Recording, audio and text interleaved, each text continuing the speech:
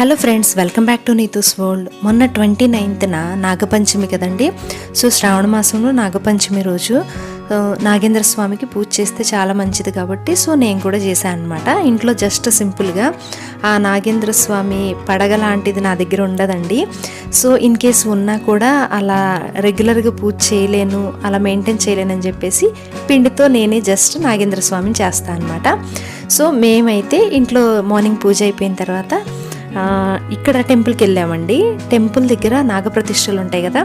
So నాగప్రతిష్టల దగ్గర చిన్నపిల్లలకి పాలు పోయించితే వాళ్ళకి అంటే చిన్నప్పుడు చెప్పేవాళ్ళు చెవులో నొప్పి అలాంటివి రాకుండా ఉంటాయి. సో మెయిన్లీ ఏంటంటే నాగేంద్ర స్వామి అంత ఇంపార్టెన్స్ ఇచ్చేది. పూర్వం వ్యవసాయం చేసేవాళ్ళు కాబట్టి వాళ్ళు పొలాలకు వెళ్ళినప్పుడు చూసి చూడకుండా ఏమన్నా తొక్కినప్పుడు కరవకుండా ఉండాలి అన్నట్టుగా వెళ్ళి నాగుల చవితి టైంలో, నాగపంచమి, సుబ్రహ్మణ్య షష్ఠి ఇలాంటి టైంలో పాలు పోసేవాళ్ళు అనమాట.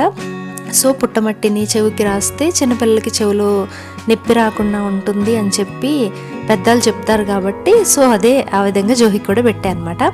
సో మేమైతే ఇలా సింపుల్గా పాలు పోసేసిన తర్వాత ఒకసారి దండం పెట్టేసుకుని బ్యాక్ అయ్యి వచ్చేసామండి. సో మేము వెనక్కి వచ్చేసి పాలు పోసి వెనక్కి వచ్చేసేద్దాం అనుకుంటే జోహికి ఆ ప్లేస్ చూడగానే ఇదేదో ప్లే ఏరియాలా అనిపించింది అనమాట. సో చుట్టూతో ప్రదక్షిణాలు చేస్తాం కదండి.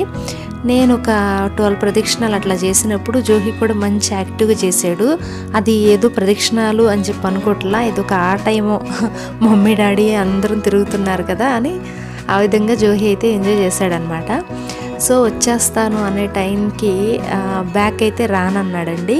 ఇంకా నేను ఒక్కదాన్నే వచ్చాను. జోహి వాళ్ళ డాడీ మాత్రం కాసేపు అక్కడ ఆడుకున్నారు, టైం స్పెండ్ చేసి వచ్చారనమాట. సో మన సబ్స్క్రైబర్స్ అందరికీ కూడా నాగపంచమి శుభాకాంక్షలు అండి.